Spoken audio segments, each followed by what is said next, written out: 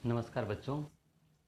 आज हम कक्षा 8वीं के सामाजिक विज्ञान भाग 1 इतिहास और नागरिक शास्त्र विषय का अध्ययन करेंगे। इतिहास। अध्याय 2। भारत में ईस्ट इंडिया कंपनी शासन की स्थापना। यूरोप से भारत पहुंचने के लिए समुद्री मार्ग की खोज वास्को डी गामा ने सन 1498 ईस्वी में की थी। इसके बाद पुर्तगाल के व्यापारी व्यापार और ईसाई धर्म के प्रचार के उद्देश्य से भारत आए। उन्होंने इस क्षेत्र पर अपना प्रभाव बढ़ाने बीजापुर कर्नाटक के राजा से गोवा को अधिकृत कर अपनी राजधानी बनाया। अब समुद्री क्षेत्र में इनका प्रभाव बढ़ने के कारण वे वहां से गुजरने वाले समुद्री जहाज़ों से टैक्स वसूलने लगे। जो भी विदेशी जहाज़ उन्हें टैक्स नहीं देते थे, उनके जहाज़ वे डुबो देते थे। उस समय यूरोप के कई देशों के व्यापारी भारत व्यापार करने आते थे और यहाँ से मसाले, कपड़े और नील आदि वस्तुएं बहुत कम दामों में खरीदकर यूरोप में ऊंची कीमतों में बेचते थे। उन दिनों यूरोप में मसालों की बहुत मांग थी, क्योंकि यूरोपी प्रायः मांसाहारी थे। खाद्य पदार्थों को खराब होने से बचाने के लिए मसालों की ज़रूरत होती थी, जो वहाँ पैदा नहीं होते थे। एशिया महाद्वीप में मसालों की पैदावार भारत, इंडोनेशिया, मलाया, श्रीलंका आदि देशों में होती थी। इन देशों से समुद्री मार्ग से व्यापार करना आसान था, ताकि कम से कम लागत में वे सामान ले जाकर अधिक से अधिक दामों में बेच सके। यूरोपी मसालों के बदले भारत को सोना और चांदी देते थे। यूरोप में मसालों की खपत ज़्यादा थी, अतः लंबे समय तक सोना चांदी देकर मसाले नहीं खरीदे जा सकते थे। इसलिए उन्हें उपनिवेशों से ही धन प्राप्त करने और उससे वहीं व्यापार करने की आवश्यकता महसूस हुई। इसके लिए वे यहाँ साम्राज्य स्थापित कर व्यापार में करों से छूट और धन प्राप्त करना चाहते थे। पुर्तगालियों को लाभ कमाते देखकर हॉलैंड, फ्रांस और इंग्लैंड के व्यापारिक कंपनियां भारत आए। व्यापारिक प्रतिस्पर्धा के कारण इनके आपस में भी संघर्ष होने लगे। ये समुद्री मार्ग भारत आने के लिए यूरोप से किस मार्ग से किस तरह समुद्री मार्ग की उन्होंने बेड़ों का इस्तेमाल किया और भारत के दक्षिण प्रांतों पर व्यापार के लिए वे संघर्ष करते रहे।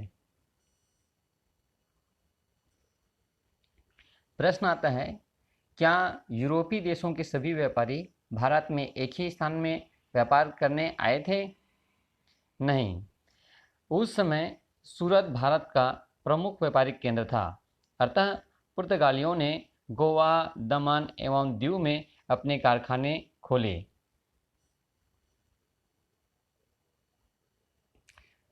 फ्रांसिस मार्टिन ने पांडिचेरी शहर की स्थापना की।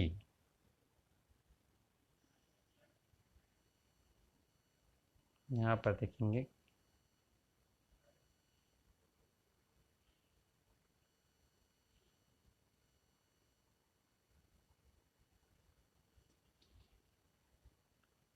पांडिचेरी जो मद्रास के निकट समुद्र के किनारे स्थित है, जहाँ आज भी फ्रांसीसी सभ्यता की झलक दिखाई देती है। फ्रांसीसियों ने इसे अपनी राजधानी बनाया और यहाँ से तथा चंद्रनगर से अपनी व्यापारिक गतिविधियाँ शुरू की। इस तरह इंग्लैंड के व्यापारियों ने बम्बई, मद्रास और कोलकाता में व्यापार किया।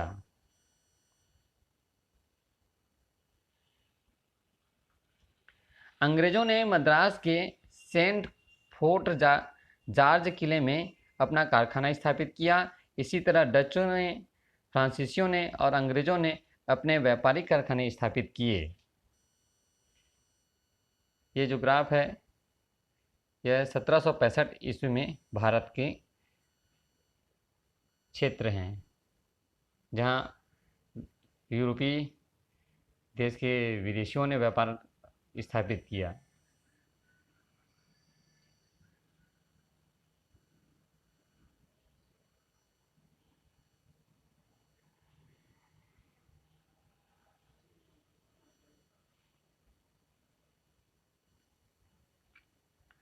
17वीं शताब्दी के अंत तक अंग्रेज व्यापारियों ने पुर्तगाल और हॉलैंड के व्यापारियों को व्यापारिक व राजनैतिक प्रतिस्पर्धा से बाहर कर दिया। अब उनकी प्रतिस्पर्धा फ्रांसीसियों के साथ थी, अतः दोनों के बीच संघर्ष होना स्वाभाविक था। उस समय कोठी भाषा का बड़ा प्रचलन था। कोठी कोठी किसे कहते हैं? ऐसा किलेबंद क्षेत्र जिसमें कंपनी का गोदाम, दफ्तर तथा कंपनी के कर्मचारियों को रहने के लिए घर होते थे। यहीं पर सैनिक टुकड़ियां भी रखी जाती थी, इसे कोठी कहते थे। अर्थात इस काल में ब्रिटिश कारखाने कोठी कहलाते थे। यह है ब्रिटिश कारखाने का चित्र जिसे कोठी कहा जाता था।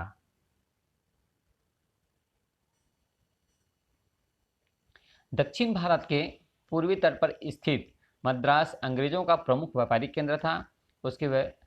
उसके समीप ही पांडिचेरी फ्रांसीसियों का केंद्र था।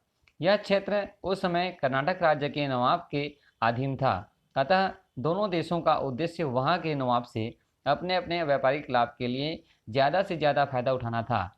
इसी समय कर्नाटक राज्य में उत्तराधिकारी के लिए संघर्ष शुरू हो गया। इससे फ्रांसीसी एवं अंग्रेजों को कर्नाटक की राजनीति में शामिल होने का अवसर मिल गया। ऐसे समय में फ्रांसीसियों ने एक पक्ष का और अंग्रेजों ने दूसरे पक्ष का साथ दिया। व्यापारिक सुविधा एवं युद्ध। इस समय बंगाल भी एक संपन्न और स्वतंत्र राज्य था, जिसमें उस समय बिहार और उड़ीसा भी शामिल थे। यहाँ से बड़े पैमाने पर विदेशी व्यापार होता था। ढाका, पटना और मुर्शिदाबाद यहाँ के प्रमुख व्यापारिक केंद्र थे। इस काल में यहाँ कृषि, व्यापार और उद्योगों का विकास हुआ। राजस्व आय में वृद्धि हुई। 1756 में बंगाल के नवाब अली वर्दी खां की मृत्यु के बाद सिराजुद्दौला नवाब बना। अंग्रेज और फ्रांसीसी दोनों उन्हें मिली व्यापारिक सुविधाओं का दुरुपयोग कर किलेबंदी करने लगे। सिराजुद्दौला ने उन्हें रोकने का प्रयास किया तो अंग्रेज नहीं माने। उल्टे उन्होंने नवाब के सेनापति मीर जाफर को अपनी ओर मिला लिया और कूटनीति से वे 23 जून 1757 को प्लासी का युद्ध जीत गए। सिराजुद्दौला प्लासी के युद्ध में अपनों के विश्वासघात से हार जाने वाला योद्धा। प्लासी के युद्ध से अंग्रेजों को क्या लाभ हुआ? प्लासी के युद्ध से अंग्रेजों को बहुत आर्थिक लाभ हुआ। अंग्रेजों ने मीर जाफर को बंगाल का नवाब बनाकर उससे अपार धन वसूल लिया और व्यापारिक सुविधाएं प्राप्त की। लेकिन नवाब मीर जाफर अंग्रेजों के बढ़ते हस्तक्षेप और आर्थिक मांगों के बोझ को ज़्यादा दिनों तक नहीं उठा सका। अंततः अंग्रेजों ने विश्वासघात से उसे भी सत्ता से बाहर कर दिया। अंग्रेजों ने उसके बदले मीर कासिम को बंगाल का नवाब बनाकर उससे चाटगांव, वर्धमान और मिदनापुर जिलों में राजस्व वसूल करने के अधिकारी स्थापित के रूप में प्राप्त कर लिए। साथ ही बहुत सा पैसा भी उन्हें प्राप्त हुआ। मीर कासिम भी ज़्यादा दिन तक इन आर्थिक पाबंदियों को नहीं उठा सका। नवाब मीर कासिम ने परेशान होकर बंगाल में व्यापार पर से सभी कर हटा दिए और कंपनी के कर्मचारियों को चुंगी कर देने के लिए विवश कर दिया।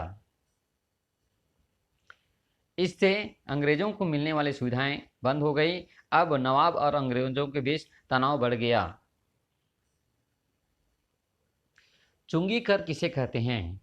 एक राज्य से दूसरे राज्य में व्यापारिक माल लाने ले जाने पर वहां के राजा को जो कर देना पड़ता था उसे चुंगी कर कहते थे। बक्सर का युद्ध। अंग्रेजों को भारत से बाहर करने का यह एक असफल प्रयास सिद्ध हुआ। बंगाल में अंग्रेजों की गतिविधियों को रोकने के लिए नवाब मीर कासिम, अवध के नवाब सिराजुद्दौला और मुगल सम्राट शाह आलम द्वितीय, इन तीनों की संयुक्त सेना और अंग्रेजों के बीच 1764 में बिहार के बक्सर नामक स्थान पर युद्ध हुआ। इस युद्ध में भी अंग्रेज विजयी हुए। युद्ध का अंत इलाहाबाद की संधि से हुआ।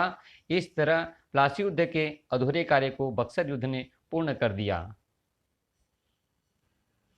प्लासी युद्ध के अधूरे कार्य को बक्सर युद्ध ने पूर्ण कर दिया। वह कैसे? अंग्रेजों ने शुजाउद्दौला को पुनः अवध का नवाब बना दिया और उसके बदले अवध में मुफ्त व्यापार करने की छूट प्राप्त की।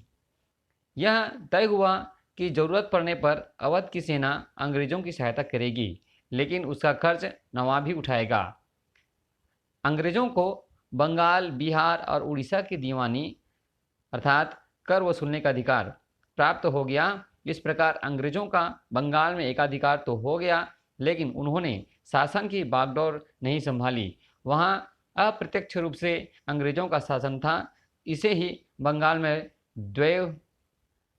द्वैध शासन या दोहरा शासन कहा जाता है। यहाँ आप देख रहे हैं प्लासी में नवाब की हार और अंग्रेजों की धमक बढ़ी। ब्रिटिश ईस्ट इंडिया कंपनी और बंगाल के नवाब के बीच प्लासी की लड़ाई साल 1757 में 23 जून को लड़ी गई।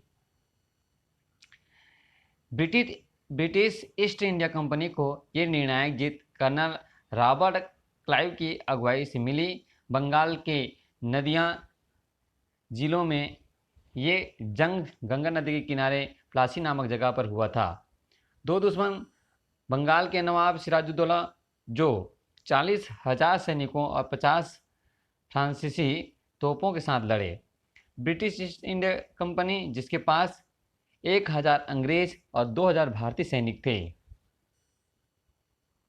युद्ध के फौरन बाद मीर जाफर के पुत्र मीराव ने नवाब की हत्या कर दी। यहाँ पर आप देख रहे हैं। इस अहम युद्ध ने भारत में अंग्रेजों के राज की नींव रखी और फ्रांसीसियों की ताकत कम होती चली गई। बक्सर का युद्ध और मुगल साम्राज्य की समाप्ति। मीर कासिम, शुजाउद्दौला और शाह आलम द्वितीय तीनों को अंग्रेजों ने एक साथ हराया। द्वैत शासन किसे कहते हैं? द्वैत शासन का तात्पर्य है एक राज्य में दो शासकों की शासन व्यवस्था, अर्थात एक राज्य में दो शासकों के समान अधिकार। इलाहाबाद की संधि से अंग्रेजों को बंगाल, बिहार और उड़ीसा में राजस्व वसूलने का अधिकार मिला। उन्हें मुफ्त में सैनिक रखने और उनकी सुरक्षा का अधिकार भी मिल गया, लेकिन उसके ठीक विपरीत प्रशासन और व्यवस्था का उत्तरादित्व मुगल सम्राट का था। इस प्रकार अंग्रेजों को आर्थिक, सैनिक और सुरक्षा का लाभ मिला और सभी जिम्मेदारियां मुगल और नवाबों की थी। इस प्रकार मुगल सम्राट अंग्रेजों के आश्रित हो गए। द्वैत शासन का बंगाल पर क्या प्रभाव पड़ा? इसके पहले यहाँ किसानों से राजस्व अर्थात लगान की वसूली फसलों की उपज के आधार पर की जाती थी। अब अंग्रेज भूमि के नाप के आधार पर लगान वसूलने लगे। कम खर्च में लगान वसूलने एवं कंपनी के लिए सालाना एक निश्चित आय प्राप्त करने के उद्देश्य से उन्होंने लगान को ठेके पर देना शुरू कर दिया।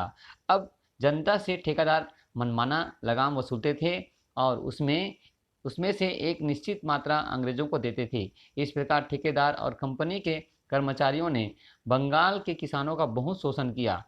सन 1770 में बंगाल में अकाल पड़ गया। ठेकेदार किसानों से लगान वसूलते रहे। संसद ने 19 जून 1773 में रेगुलेटिंग एक्ट पास किया और वारेन हेस्टिंग को बंगाल का गवर्नर जनरल बनाया गया। अब बंगाल में अंग्रेजों का सीधा शासन स्थापित हो गया और उन्होंने कलकत्ता को अपनी राजधानी बनाया। गवर्नर जनरल बनने के बाद वारेन हेस्टिंग्स ने कौन कौन से कार्य किए? अब हेस्टिंग्स ने अन्य भारतीय शासकों से भी लड़ाइयाँ शुरू कर दी। उसने अवध, मैसूर, मराठों आदि देशी राज्यों के साथ समयानुसार दोस्ती, युद्ध एवं संधि की नीति अपनाई। अवध से मित्रता कर बंगाल में शासन को सुरक्षित और सुदृढ़ किया। वहीं मैसूर शासक हैदर अली से युद्ध कर संधि किया।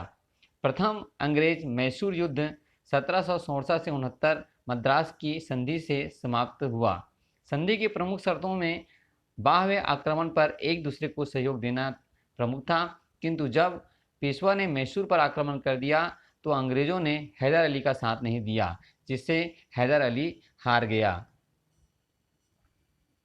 परिणाम स्वरूप 1780 में अंग्रेजों और हैदर अली की सेना के बीच द्वितीय आंग्ल मैसूर युद्ध हुआ, जो अंततः 1784 में मैंगलोर की संधि से समाप्त हुआ। युद्ध का परिणाम बराबरी पर रहा, लेकिन अंग्रेजों की आर्थिक स्थिति बिगड़ी। हैदर अली की मृत्यु के बाद उसका पुत्र टीपू सुल्तान 32 वर्ष की उम्र में मैसूर का शासक बन गया। टीपू सुल्तान विद्वान और बहादुर सैनिक था। उसे कई भाषाओं का ज्ञान था। उसकी फ्रांस और तुर्की देशों से अच्छी मित्रता थी, जिससे अंग्रेज शंका करने लगे। जब टीपू ने त्रावणकोर पर आक्रमण किया तो अंग्रेज उसके विरुद्ध युद्ध में शामिल हुए। निज़ाम तथा मराठों ने भी अंग्रेजों का साथ दिया, जिसके कारण टीपू हार गया और उसे सन 1792 में अंग्रेजों से श्रीरंगपट्टनम की संधि करनी पड़ी। इस संधि से अंग्रेजों को टीपू का आधा राज्य और 3 करोड़ रुपए युद्ध के खजाने के रूप में मिले। सन 1798 में जब लॉर्ड वेलेज़ली बंगाल का गवर्नर जनरल बनकर भारत आया तो उसने ब्रिटिश भारत के दूसरे चरण की शुरुआत की। इसके लिए उसने जो साम्राज्य विस्तार की नीति अपनाई वह भारतीय इतिहास में सहायक संधि के नाम से प्रसिद्ध है। इस संधि के 2 उद्देश्य थे। पहला, कंपनी द्वारा विजित क्षेत्रों की रक्षा करना। दूसरा, कंपनी राज्य के चारों ओर विश्वसनीय देशी राज्यों की दीवार खड़ी करना। संधि की शर्तें। पहला, सहायक संधि स्वीकार करने वाले प्रत्येक राज्य को अपने पास अंग्रेज सेना रखनी पड़ती थी, जिसका खर्च राज्य को उठाना पड़ता था। दूसरी शर्तें, अपनी सेना से अंग्रेजों के अतिरिक्त सभी यूरोपीय लोगों को हटाना आवश्यक था। तीसरी शर्त, एक अंग्रेज रेजिडेंट अर्थात प्रतिनिधि रखना आवश्यक था, जिसकी सलाह से वे शासन कर सकते थे।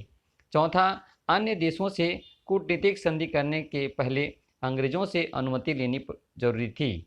पांचवा, कंपनी को वार्षिक कर देना पड़ता था। वेलेज़ली ने अपनी सहायक संधि का क्रियान्वयन सबसे पहले हैदराबाद के निजाम से, फिर अवध के नवाब से किया। जब उसने मैसूर को इसके लिए बाध्य करना चाहा तो टीपू ने संधि करने से इनकार कर दिया। अतः अंग्रेजों ने मैसूर पर आक्रमण कर दिया। सन 1799 में चतुर्थ अंग्रेज मैसूर युद्ध में बहादुरी पूर्वक लड़ते हुए टीपू वीरगति को प्राप्त हुए। सन 1799 में चतुर्थ अंग्रेज मैसूर युद्ध में बहादुरी पूर्वक लड़ते हुए टीपू वीरगति को प्राप्त हुए। अंग्रेजों ने मैसूर राज्य पूर्व नाडियार शासकों को ही वापस कर दिया, जिन्हें हटाकर हैदर अली मैसूर का शासक बना था। आपके सामने ये मैसूर रियासत है। नाडियार शासकों से सहायक संधि कर अप्रत्यक्ष रूप से आधिपत्य स्थापित कर लिए। इस तरह कर्नाटक, तंजौर और सूरत आदि राज्यों को भी अंततः ब्रिटिश साम्राज्य में मिला लिया गया। इसके बाद क्या अंग्रेजों ने पूरे भारत पर अधिकार कर लिया? नहीं, ब्रिटिश शासन के सामने अब मराठा शक्ति ही शेष बची थी। उनमें पारिवारिक संघर्ष चल रहा था। वेलेज़ली ने उसका फायदा उठाकर संधि का प्रस्ताव रखा। 1802 को बेसिन की संधि द्वारा पेशवा बाजीराव द्वितीय ने अंग्रेजों की शर्तें स्वीकार कर ली। इधर अंग्रेजों का सिंधिया और भोसले से भी युद्ध 1802 से 4 हुआ, जिसमें अंग्रेज विजयी रहे। इसी प्रकार अंग्रेजों और होलकर के बीच तृतीय अंग्रेज मराठा युद्ध हुआ 1804 से 1805 के बीच, जिसमें अंग्रेजों की हार हुई और उन्हें भारी नुकसान हुआ। इसी तरह अंग्रेजों ने सिंधिया और गायकवाड़ को भी संधि करने के लिए विवश कर दिया। क्या सभी राज्यों ने उनसे इस तरह संधि कर ली? नहीं, ऐसी बात नहीं है। इन अपमानजनक संधियों के कारण मराठों का स्वाभिमान पुनः जागने लगा। अब वे अंतिम निर्णायक युद्ध लड़ने के लिए तत्पर हो गए। फलतः चतुर्थ आंग्ल मराठा युद्ध 1817 से 1818 प्रारंभ हो गया। इस युद्ध में पेशवा, होलकर और भोसले की संयुक्त सेना को पराजय का सामना करना पड़ा और मराठा शक्ति का अंत हो गया। इसके बाद क्रमशः फ्रांसिस रोडन हेस्टिंग्स और विलियम्स बेंटिंक बंगाल के गवर्नर जनरल बनकर भारत आए। उन्होंने युद्ध के सुधारवादी और आर्थिक विकास की नीति के साथ शासन प्रारंभ किया। आर्थिक एवं सामाजिक विकास की नीति। विलियम बेंटिंक की गणना सुधारक गवर्नर जनरल के रूप में की जाती है। वह युद्ध के बदले शांति का अनुयायी था। जो चित्र देख रहे हैं आप, ये है विलियम बेंटिंक्स, गवर्नर जनरल। निरंतर युद्ध में रहने से कंपनी की आर्थिक स्थिति बिगड़ रही थी, जिसे सुधारने में सर्वप्रथम विलियम बेंटिंक ने विशेष ध्यान दिया। उसने सैनिकों की संख्या एवं प्रशासनिक व्यय में कमी की। उसने उच्च पद पर भारतीय अधिकारियों की नियुक्ति की।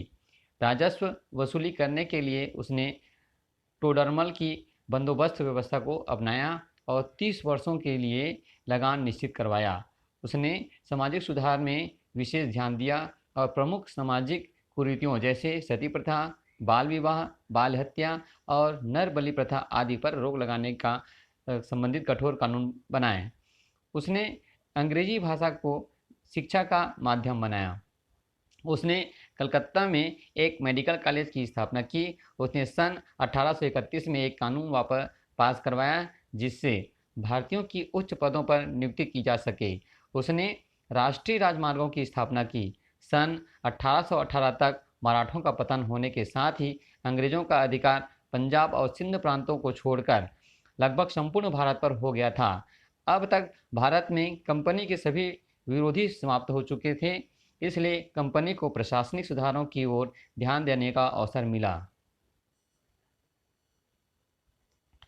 इसके बाद लॉर्ड डलहौजी भारत का गवर्नर जनरल बना। उसने अन्यायपूर्ण तरीके से देशी राज्यों को परेशान किया। उसने 3 अव्यावहारिक नीतियां बनाकर उसका पालन करने के लिए देशी राज्यों को बाध्य किया, जिससे भारतीय इतिहास में डलहौजी की हड़प नीति के नाम से जाना जाता है। आइए जानते हैं डलहौजी की हड़प नीति क्या है। पहला है निसंतान राजाओं के दत्तक गोद लिए पुत्रों के अधिकार को न मानते हुए उनके राज्यों को अंग्रेजी राज्य में मिलाना। दूसरा है कुशासन के आधार पर देशी राजाओं को हटाकर उनके राज्य पर अधिकार कर लेना। तीसरा है युद्ध द्वारा देशी राज्यों को अधिकार कर लेना। लॉर्ड डलहौजी ने अपनी पहली नीति के अनुसार सतारा, जैतपुर, झांसी, नागपुर, उदयपुर आदि राज्यों को अंग्रेजी साम्राज्य में मिला लिया। इसी तरह उसने अपनी दूसरी नीति के अनुसार अवध को अपने अधिकार में कर लिया। उसने युद्ध के द्वारा पंजाब को भी अंग्रेजी साम्राज्य में मिला लिया। लॉर्ड डलहौजी के शासनकाल में कुछ प्रशासनिक सुधार के कार्य भी हुए, जिसमें डाक तार की स्थापना, कमिश्नरी प्रणाली लागू करना, परिवहन एवं संचार के क्षेत्र में सुधार और शिक्षा आयोग का गठन प्रमुख है। भारत में पहली रेलगाड़ी सन 16 अप्रैल 1853 को भारत में पहली रेलगाड़ी चली। ये रेलगाड़ी मुंबई से ठाणे के बीच चली थी। यद्यपि इन सुधारों के पीछे अंग्रेजों का अपना स्वार्थ था। इससे उन्हें अपने विजित राज्यों में प्रशासनिक नियंत्रण स्थापित करने में मदद मिली। इसके अतिरिक्त अन्य कच्चा माल इकट्ठा करने एवं तैयार माल भेजने में सुविधा प्राप्त होने लगी। इसके परिणाम स्वरूप न सिर्फ अंग्रेजों का इससे लाभ हुआ, बल्कि इससे भारत का भी विकास संभव हो सका। लॉर्ड डलहौजी की हड़प नीति के परिणाम स्वरूप भारत के देशी राज्यों में असंतोष व्याप्त हो गया था, जो सन 1857 के आंदोलन के कारणों में से एक प्रमुख कारण था। इसके बारे में अगले अध्याय में विस्तार से पढ़ेंगे। धन्यवाद।